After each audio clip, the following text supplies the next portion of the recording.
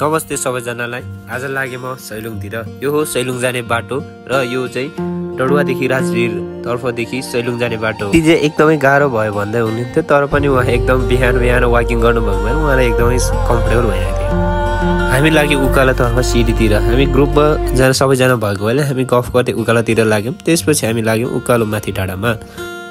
यहाँ चाहिँ एकदमै घोडाहरू पनि आफ्नो व्यक्तिगत रहेको भएकोले सिजनमा एकदमै चढ्न ल्याइरहन्छ। अनि एउटा देखिने भ्यू भनेको चाहिँ तल मारेपथानदेखि जुन ठाउँबाट देखिने भ्यू हो माथि सैलुङको पुरै। सैलुङमा चाहिँ सुन्दर भ्यू मात्र नभएर यसमा मिनी ग्रेट वाल बनिरहेको छ, जहाँ यसले चाहिँ सैलुङको अर्को विशेषता जनाइरहेको हुन्छ।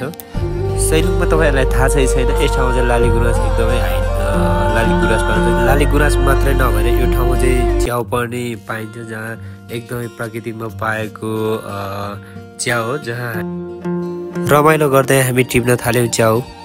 यो ठाउँ चाहिँ एकदमै हाइटमा बढ्ने भन्ने ठुलो जङ्गल रहेको छ। यस ठाउँ लाली गुराँसको जङ्गलमा थियो हामी। बहिनी पनि वाउ भन्दै थियो च्याउ देखेर।